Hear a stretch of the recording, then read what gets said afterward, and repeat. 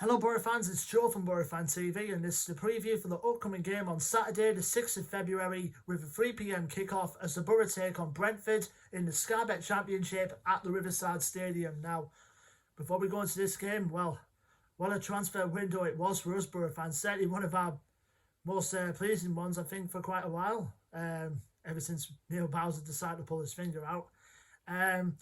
Like I mentioned before, in the Norwich game, we did sign Yannick Bolasie on loan from Everton for the rest of the season.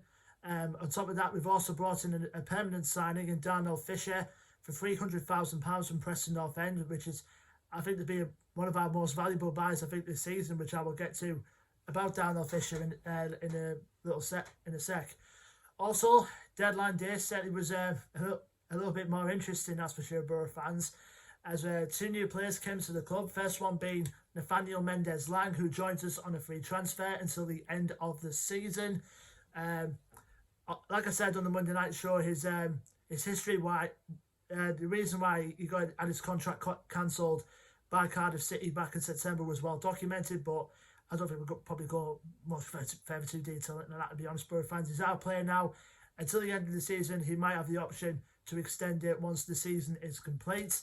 And finally, very late on in the window, we sealed the signature of Fulham winger Neskins Cabano on loan until the end of the season, which I think is a big signing for us because he's, as we've seen throughout last season when he was at Fulham towards their playoff promotion run, his free kicks, he's got a great left foot.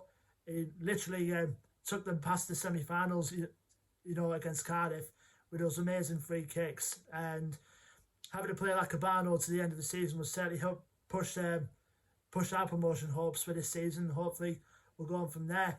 Also, we've seen a couple of departures on deadline day for us also, Boro fans. More notably, Patrick Roberts, who had his second loan spell for us when Man City cut short in order to join Derby County for the rest of the season.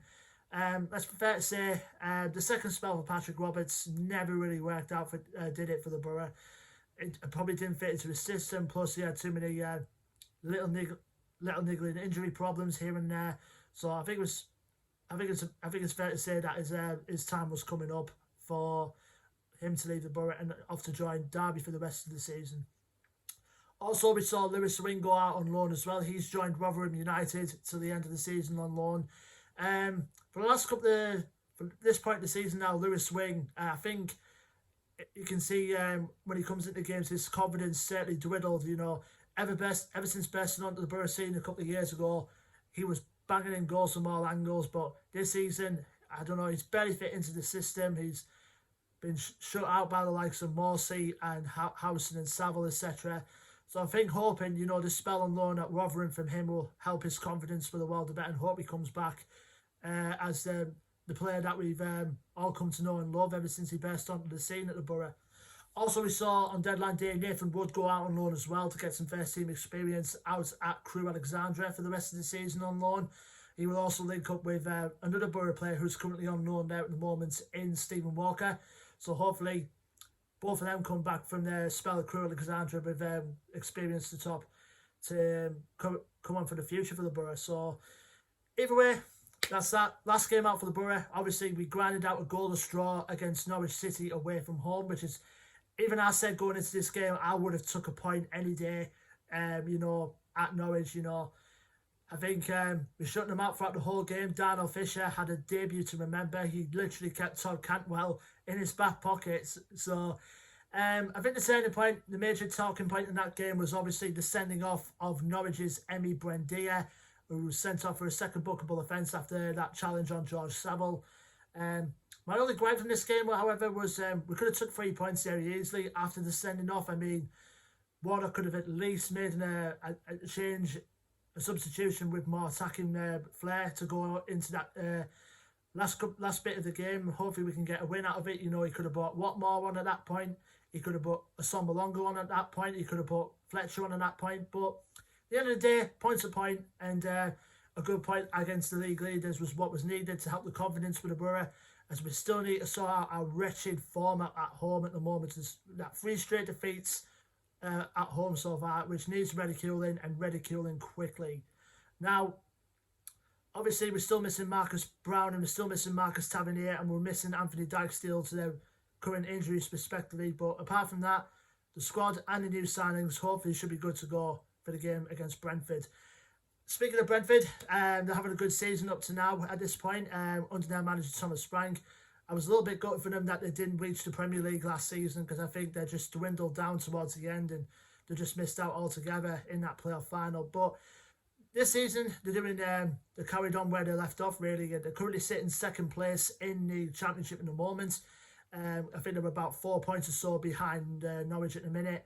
The record going into this game is played 26, won 13, drawn 9 and lost 3.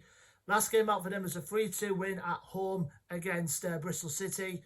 So I think they're, by the looks of the format in the moment, I won't be surprised if the automatic spots for promotion this season will probably go to the likes of Norwich and Brentford. So, and Brentford probably deserve it as well with their new stadium. I think if they're going to have fans back, which we're hoping for one day, with fans in the ground, they definitely could do with getting promotion this season. Now, a place to watch out for, obviously, Ivan Toney's going to be one of them, no doubt. He's currently in the 20-something mark in terms of goals this season, so he's going to be their main threat, no doubt, in this match. And they've got wingers to match him for the service as well, the likes of Tariq Fosu, the likes of Sergi Canos, the likes of Sam Godos, Matthias Jensen, who's a good playmaker in the middle of the park for them. And they've got a good defensive line as well, but they've got Pontus Jansson out injured at the moment, and also in the forward line with Mbermo out injured, for example. But they brought in Winston Reid on loan from West Ham to the end of the season to cover for that line, to partner alongside Ethan Pinnock in that centre-back position. And they've also as well got one of the most underrated keepers in the league in David Raya. Could very easily be a Premier League player. So it's going to be a tough ask going up against the Bees, I think, coming up on Saturday. Now, last game we played against them was in the FA Cup, which we obviously got beat by 2-1.